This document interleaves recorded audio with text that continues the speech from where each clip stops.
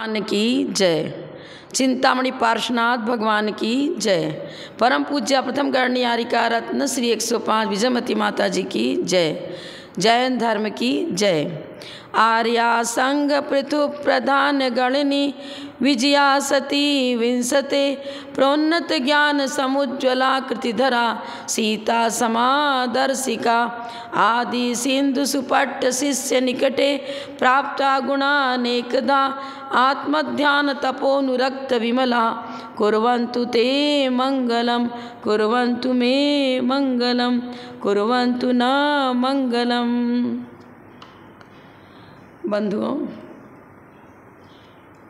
कल मैंने बताया था कि पंचेंद्रिय विषयानुराग इस जीव को दुखी बनाता है। भव में दुख की संतति और जो जन्म मरण हो रहा है, इसका मुख्य कारण विषयानुराग, भोगों के प्रति गहरी आसक्ति और अनादिकाल से वैसा ही संस्कार पड़ा हुआ है। उससे छूटने के लिए सत्संगति की आवश्यकता है। सत्संगति से कितना भी गिरा हुआ व्यक्ति हो, उसका जीवन सुधर जाता है। उन्नति का राह उसे सत्संगति से ही प्राप्त होता है। एक दृष्टांत के द्वारा मैं इस विषय को पुष्ट करूंगी। देखिए, पोदनपुर का राजा था विद्युत। विद्युत राजा की पत्नी का नाम था विमलमती। विद्युत राज और विमलमती से एक पुत्र का जन्म हुआ। उसका नाम रखा गया विद्युत प्रभ। वह विद्युत प्रभ बाल्यावस्था से बड़ा पराक्रमी था, साहसी था, लेकिन कुसंगति में पड़कर वह चोरी का अभ्यास पड़ गया। उसको बुरी आदत पड़ गई। चोरी किए बिना रहता नहीं था। बहुत कुछ माता पिता ने समझाया, धन की क्या कमी है, तू क्यों चोरी करता है। पिता ने यहाँ तक कह दिया, मैं सारा राज्य तुझे दे देता हूँ, सारी संपत्ति तेरी है, तू इसका प्रयोग कर, पर चोरी मत कर। उसने कहा, पिताजी मेरी तो आदत पड़ गई है, मैं चोरी किए बिना नहीं रह सकता। आप मुझे राजपाट संपत्ति कुछ भी दे दो, मैं तो चोरी करूँगा ही, चोरी नहीं छोड़ सकता। अब क्या करें, बहुत दुखी माता पिता, लेकिन पुत्र को सुधारने में असमर्थ रहे। एक बार क्या हुआ, 500 साथियों के साथ वह राजगिरी नगरी में पहुंच गया और कमला वेश्या के यहाँ ठहर गया। सब तो व्यसनी था। आसपास चोरी करने के लिए जब पहुंचा तो देखा कि जम्बू स्वामी के यहाँ बहुत धन है, शादी हुआ है तो अवश्य संपत्ति अपने हाथ लगेगी। लोग जेवर पहन के आते हैं, सोना चांदी हीरा मोती माणिक से उनका शरीर भरा रहता है। यह सुअवसर है चोरी करने का। और कहाँ पहुँच गया वह विद्युत प्रभ, 500 शिष्यों के साथ जम्बू स्वामी के भवन में पहुँच गया। जम्बू स्वामी का विवाह हो चुका था। दिव्यांगनाओं के साथ समान सुंदर कन्याएं, वो एक नहीं दो नहीं 7 कन्याएं। और अर्धरात्रि को चोर प्रविष्ट हुआ। इधर देखता है सब जगे हुए हैं, कोई भी नहीं सो रहा है। कुछ कहानियाँ चल रही हैं आपस में। जम्बू स्वामी का ये नियम था कि पहले तो उसने कहा था मैं विवाह नहीं करूँगा, लेकिन माता पिता के आग्रह से विवाह हो गया। और माता पिता से उसने शर्त रखी थी कि विवाह होने के बाद प्रातः काल ही सूर्योदय के साथ मैं मुनि बन जाऊँगा, घर में नहीं रहूँगा। माँ तो सोच रही थी, अरे सुंदर कन्याओं को देखकर मोहित हो जाएगा, कहाँ वैराग्य, कुछ नहीं, रम जाएगा ये तो विषयों में। लेकिन हुआ कुछ नहीं।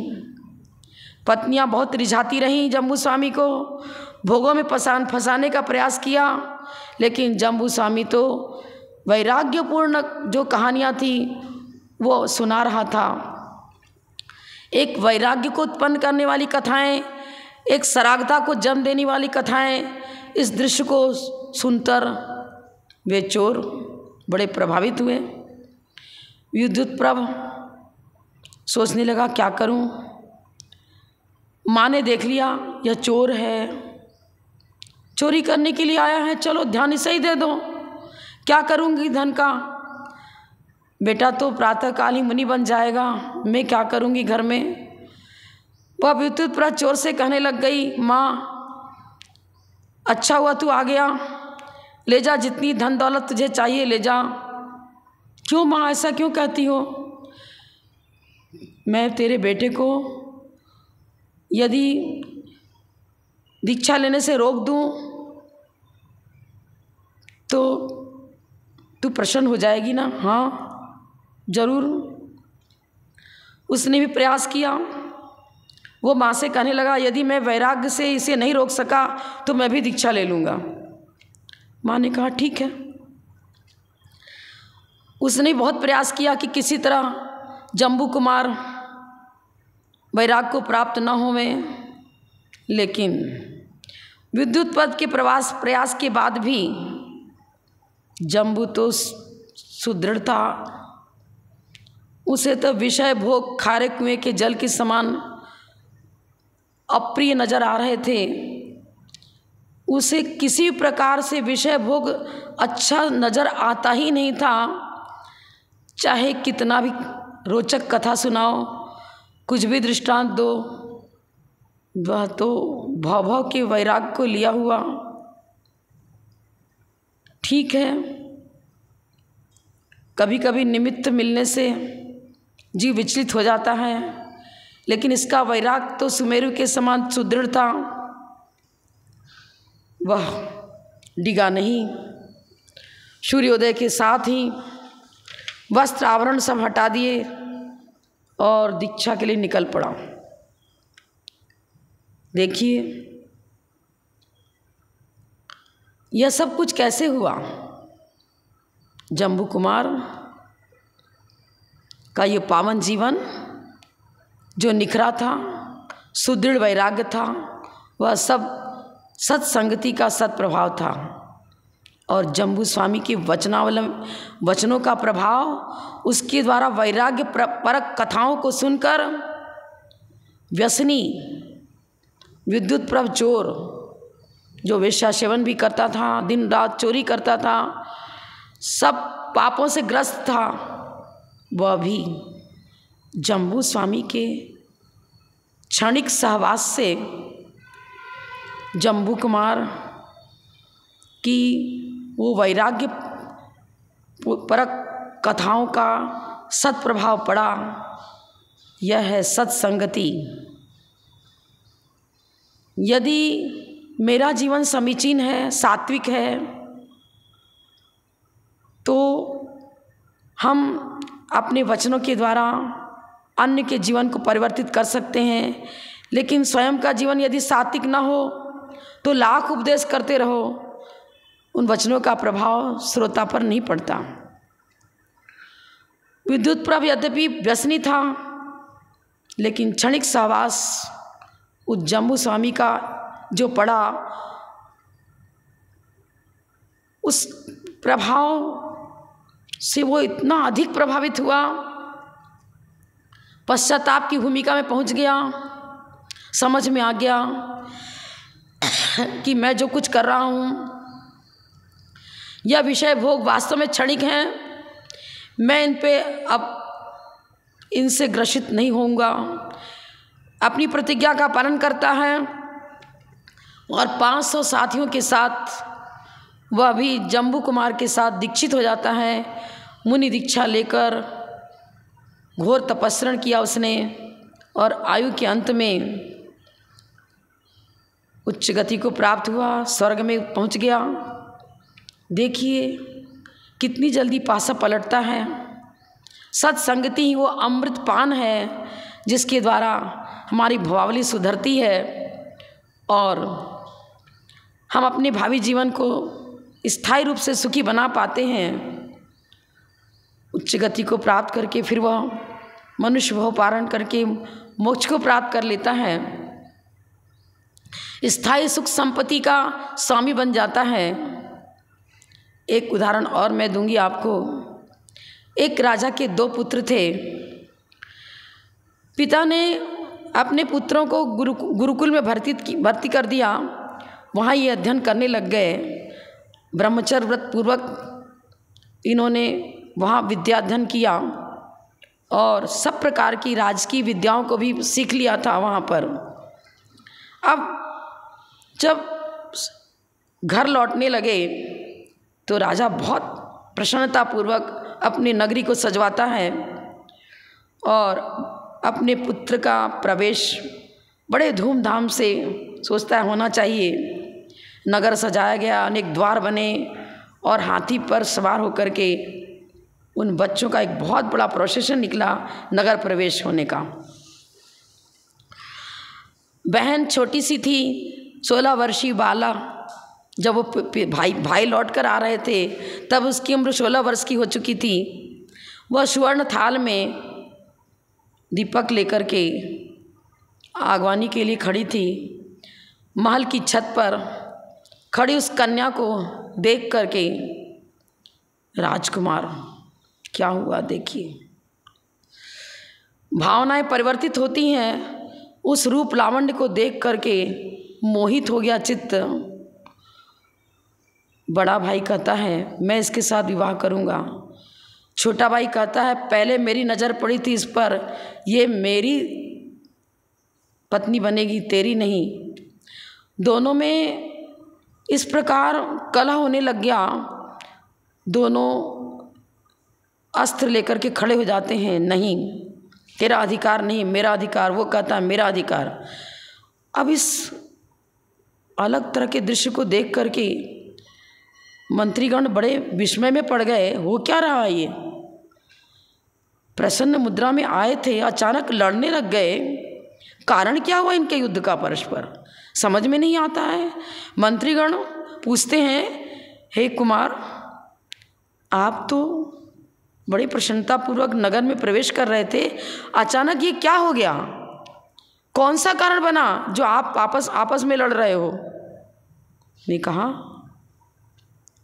ये जो महल की छत पर खड़ी कन्या है, देखो मेरी दृष्टि पहले पड़ी थी तो ये मेरी पत्नी बनेगी। दूसरा कहता अरे मैं बड़ा हूँ इसलिए मेरी पत्नी बनेगी, पहला मेरा विवाह होगा। मंत्री माथा ठोकने लग गया। उसने कहा क्या कर रहे हो तुम? कुछ समझदारी तो रखो। जिसको देखकर तुम मोहित हुए हो यह तो तेरी सगी बहन है। जब तुम घर से निकले थे तब ये छोटी सी कन्या थी, अब 16 वर्षीय बाला हो चुकी है। इसका रूप लावण्य निखर चुका है। पर समझो तो सही, तेरी सगी बहन है, लज्जित होना चाहिए तुम्हें। अब तो क्या हुआ? चेहरे पर लज्जा, पश्चाताप की भावना प्रकट हुई। समझ में आया कि विषय भोग ये हालाहल विष के समान घातक हैं। संस्कार तो अच्छे थे ही, गुरुकुल में पढ़ा था, पढ़कर निकले थे।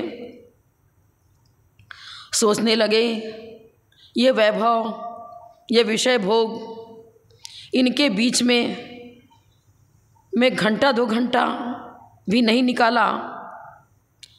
अंतर्मुहूर्त छोटा सा समय ही मेरी चित्त भूमि को विषाक्त कर गया और दीर्घकाल तक विषय भोगों में रहूँगा तो न जाने मेरी क्या दुर्दशा होगी। ऐसा सोचकर वे वापस लौट जाते हैं।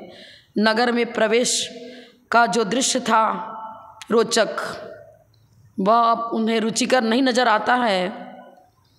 वे दृढ़ संकल्प कर लेते हैं कि मैं तो दीक्षा लूँगा, मुनि बनकर घोर तपस्या करूँगा। ये विषय भोग बड़े खतरनाक हैं, एक क्षण में मेरे जीवन को इतना जहरीला बना दिया, आगे जाने क्या होगा। और वे दोनों पुत्र कौन थे? कुलभूषण और देशभूषण। इन्होंने ब्रह्मचर्य व्रत तो रखा ही था, आगे उस ब्रह्मचर्य को कायम रखा और मुनि दीक्षा धारण करके कठोर तपस्या किया। उपसर्ग भी हुए पर उपसर्ग को सहन किया। जब ये कुंथलगिरी पर्वत पर तप कर रहे थे तब राम लक्ष्मण आदि का प्रवेश भी वहाँ हुआ। उस घोर उपसर्ग को देख नहीं सके ये बलभद्र थे, इनकी पुण्य वर्गनाएँ प्रबल थी। वह व्यंतर जो उपसर्ग कर रहा था इनको देखते ही भाग गया। सीता महारानी ने उपसर्ग को दूर करने के लिए चंदन आदि का लेप कराया। जो शरीर में वेदना हो रही थी उपसर्ग से, उससे वो पूर्ण निवृत्त हो चुके और निर्विकल्प दशा हुई। शुक्ल ध्यान की भूमिका में पहुंच गए और केवल ज्ञान की प्राप्ति कर ली। तो देखिए, पुण्य और पाप, इसी का नाम है संसार। पाप कीचड़ है जो जीव को दुखी बनाता है और सत्संगति से अपनी पुण्य भावनाएं वर्धित होती हैं। सात्विक विचारधाराओं का प्रवाह अंतःस्थल में सत्संगति से ही होता है। तो गुरुकुल में कुलभूषण देशभूषण को जो सुसंस्कार मिले थे वो पुनः प्रबल हुए और घोर तपस्या करके उन्होंने केवल ज्ञान ज्योति को प्रकट कर लिया। तो आज इस युग में जहाँ हम जन्मे हैं पंचम काल में, भोगी जीवन व्यतीत कर रहे हैं लोग। उच्च कुल में जन्म लेकर के भी भोगों में लिपटे हुए हैं, पर यह जहरीला तत्व न जाने क्या करेगा। भव में जीवन को दुखी बनाने वाली ये चीज़ें हैं। तो हमें क्या करना है? मनुष्य भाव को पा करके अपने जीवन को तप में लगाना है। तपस्वी बने बिना जीव यशस्वी नहीं बनता। 24 तीर्थंकरों का यश आज इस पृथ्वी पर इसलिए फैला है, उन्होंने तप करके अपने जीवन का परिमार्जन किया। देखिए, दीपक प्रज्वलित दीपक है तो आपको दीपक से प्रकाश मिलेगा, लेकिन बुझे हुए दीपक से प्रकाश नहीं मिलता। बुझा हुआ दीपक मतलब रत्नत्रय का अभाव। मिथ्या दर्शन, मिथ्या ज्ञान, मिथ्या चारित्र यह अंधकार का प्रतीक है। बीज ही नहीं है तो अंकुर कहाँ से होगा? मेघ ही नहीं है तो वृष्टि कहाँ से होगी? छत्र ही नहीं हो तो छाया कहाँ से? इस प्रकार धर्म के बिना हमारा जीवन सात्विक नहीं बन सकता, सुखी नहीं हो सकता। विष खा कर के कोई जीवित रहना चाहे तो जीवित नहीं रह सकता। विषैला तत्व ये पंचेंद्रिय भोग है, यह हमारे जीवन को, हमारे भाव प्राण को का घात करने वाला है। जो त्रैकालिक प्राण है रत्नत्रय, उसको दूषित करता है, मलिन करता है। तो पाप से बचो और पुण्य अर्जन करो, अपने जीवन को सात्विक बनाओ। भारतीय संस्कृति क्या बताती है? सादा जीवन उच्च विचार। जीवन सादा होना चाहिए, खान पान सात्विक होना चाहिए, विचार अच्छे होना चाहिए। यह जैन संस्कृति है, यही भारतीय संस्कृति है। एक बार क्या हुआ, विश्वेश्वरैया, आप नाम सुना होगा, इन्होंने उच्च कोटि के विद्वान थे और एक अच्छे इंजीनियर थे ये, लेकिन वेशभूषा बहुत सात्विक थी, खान पान बहुत सादा था। एक धोती दुपट्टा शरीर पर, वो भी मलिन सा दिख रहा था। एक सादा सा कपड़ा था शरीर के ऊपर। इनके ग्रामीण वेश को देख करके ट्रेन में सफ़र कर रहे थे। विश्वेश्वरैया इनका नाम था। बम्बई मेल से सफ़र कर रहे थे। कुछ अंग्रेज भी आसपास बैठे थे। वो अंग्रेज कहने लगे, देखो कैसा ग्रामीण वेश होता है, भारतीय लोग कैसी वेशभूषा रखते हैं। ये व्यक्ति तो बड़ा बेवकूफ़ देहाती है, कैसा लगता है देखने में। इसके चेहरे पर तो कुछ अच्छाई नज़र ही नहीं आती, ये तो महामूर्ख नज़र आ रहा है।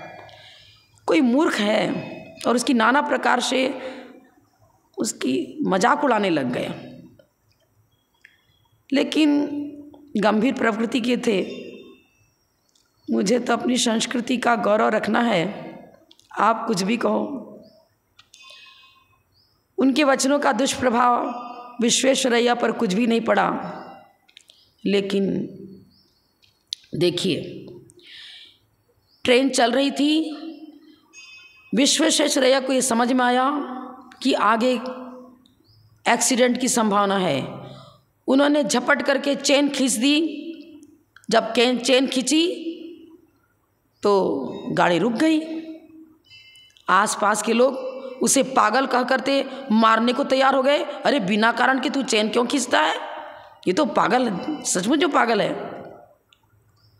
रेलवे गार्ड पहुंचता, किसने चेन खींची? अरे इसने खींची है। क्यों भैया, आपने चेन क्यों खींची?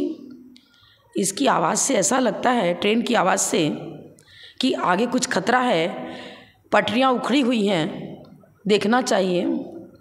तो गार्ड का तो काम ही था चेक करना। उसने कुछ आगे बढ़ कर के विश्वेश्वरैया भी साथ में गए और कुछ ही दूरी पर वास्तव में ट्रेन की पटरियां जितनी उखड़ी पड़ी हुई थी,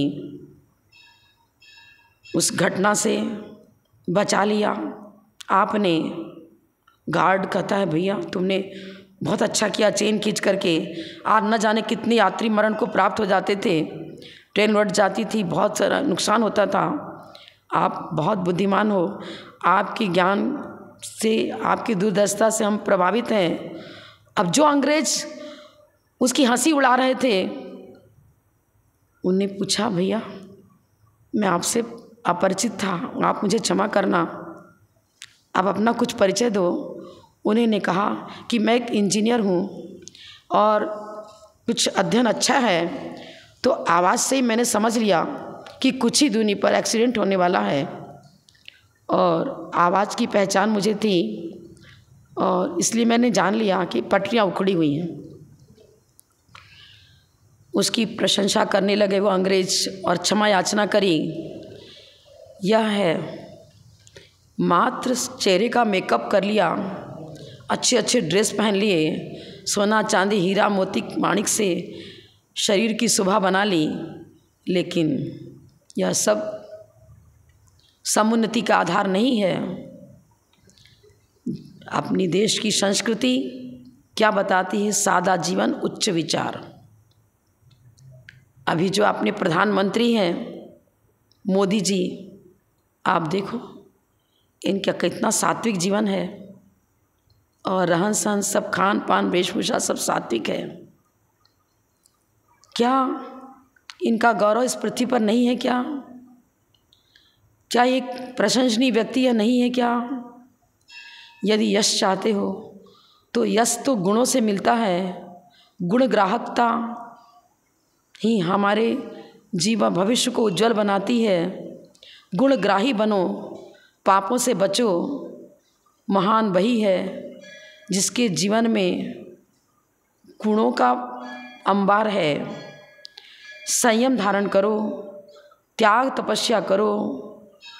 तेल के बिना कभी दीपक नहीं जल सकता, सीप के बिना मोती नहीं बन सकता, मोती का निर्माण नहीं होता।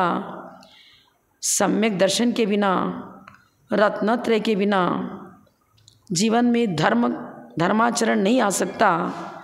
सादगी और संयम के बिना मोक्ष का कपाट नहीं खुल सकता। तो बंधुओं, जैन कुल में पैदा हुए यदि, तो जैनत्व की रक्षा करो, सम्यक दर्शन को जीवन में लाने का प्रयास करो। सम्यक दर्शन है क्या? धर्माभिरुचि, वस्तु स्वरूप के प्रति हम कौन हैं, मेरा स्वरूप क्या है, उस तत्व को जानो। जीव तत्व की व्याख्या द्रव्यार्थिक और पर्यार्थिक नय से समझने का प्रयास करो, और समझकर जो मूल में भूल हो रही है उस भूल को छोड़ो। मूल में भूल यही है कि आज तक हम अपने को ही नहीं समझ पाए कि हम कौन हैं। हम कभी अपने को मनुष्य कहते हैं और मनुष्य कहते हुए अपने उच्च कुल की गौरव गाथा गाते हैं, अपने को धनाढ्य बताते हैं। ये क्या स्वकीय परिचय है क्या? ये तो कर्मजन्य पर्याय हैं। पुण्य से धन संपदा मिली पर कर्मजन्य है। ये सब कुछ पुण्य और पाप का खेल है। पर्यायों का परिचय दे रहे हो, कर्मजन्य पर्यायों का ये परिचय है। आपका परिचय तो निज आत्म द्रव्य से प्राप्त होगा। आप एक जीव तत्व हो। जीव तत्व तो लक्षण जीव का क्या है समझना पड़ेगा। चैतन्य स्वाभाविक जीव है। चैतन्य की शुद्ध 3 पर्याय हैं, सम्यक ज्ञान, सम्यक चारित्र। इन स्वरूपों को समझ करके इनको पनपाने का प्रयास करो। पाश्चात्य संस्कृति में पड़े हुए आत्मिक गुण को धूमिल कर रहे हो, विकृत कर रहे हो। कुएं से जल तो स्वच्छ आया था, लेकिन उसमें कोई जहरीला तत्व पहुंच गया। अब वो जहरीला जल क्या स्वास्थ्य लाभक बनेगा? क्या स्वास्थ्य लाभ उससे नहीं होगा, मृत्यु हो जाएगी। द्रव प्राण का उच्छेद संभव है। तो बंधुओं, ये जो पंचेंद्रिय विषयानुराग है, ये हमारे रत्नत्रय रूपी भाव प्राण को विकृत कर रहा है, जहरीला बना रहा है। इनको हटाना होगा। जहरीले तत्व को हटाओ और अपने भाव प्राण की रक्षा करो। तो मैं यही कहूँगी कि आप अब भी अपने को सुधारने का प्रयास करो। मिष्टान पकवान ये रोचक नज़र आते हैं, लेकिन जीवा इंद्री की लोलुपता ये नरक आयु के बंध का कारण बन सकती है। स्पर्शन इंद्री का अनुराग, स्पर्शन और जीवा इंद्री को कामेंद्री कहा है। ये काम वासनाएं इस भव में भी दुखी करती हैं। यदि तीव्र पुण्य रहा तो तात्कालिक 4 दिन की चांदनी, फिर अंधेरी रात, कुछ दिन उछले उड़ा लो, लेकिन भावी जीवन तो अवश्य ही गर्त में जाने वाला है।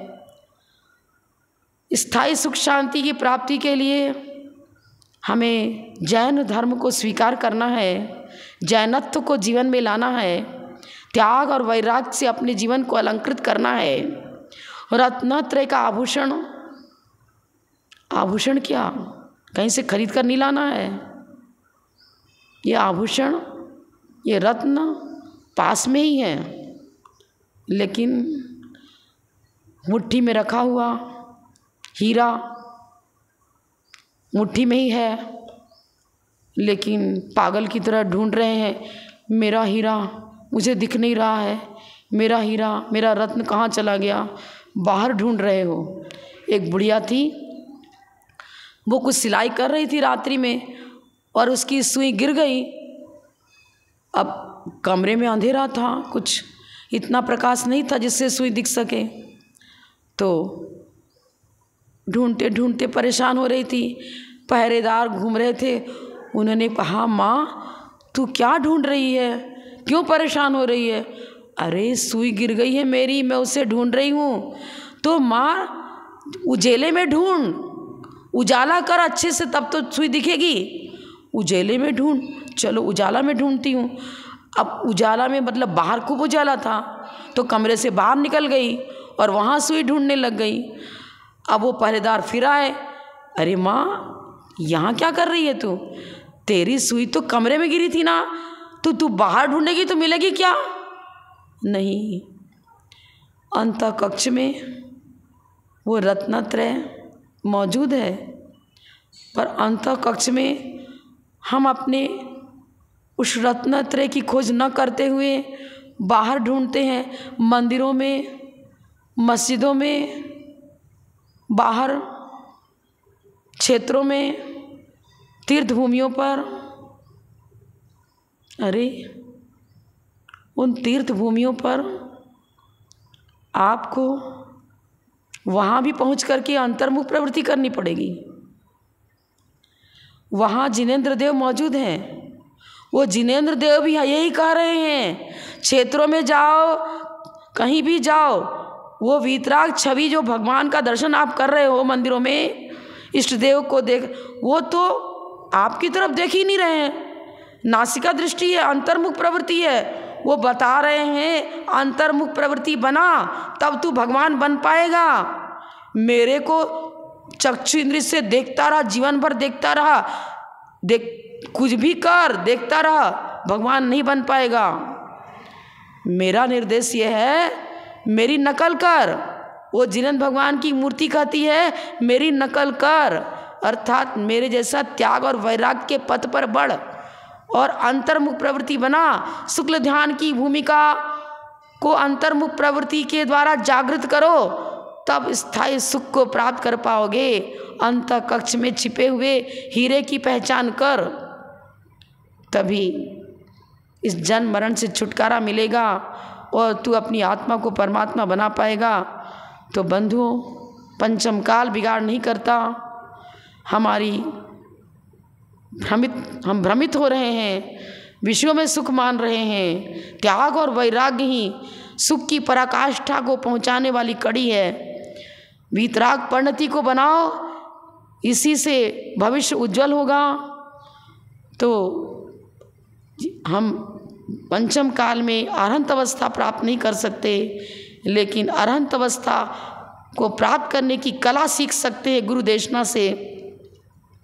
उस कला को यहाँ सीखना है, वैराग्य को वर्धित करना है, शुभोपयोग की भूमिका पूर्वक सलेखना को सिद्ध करते हुए फिर स्वर्ग में भगवान की दिव्य ध्वनि को सुनो और सुन करके वैराग्य को और पुष्ट करो और फिर मनुष्य भाव धारण करके अपने आत्मा को परमात्मा बना लेना। बस यही मोक्ष मार्ग है, यही धर्मोपदेश है, यही वो कड़ी है जिसके द्वारा हम स्थायी सुख को अपने जीवन में निर्मित कर सकते हैं। इतना ही कहकर विराम लेती हूँ। जब बोलो परम पूज्य प्रथम गणनियारिका रत्न श्री 105 विजयमती माता जी की जय। जय धर्म की जय, माता की जय।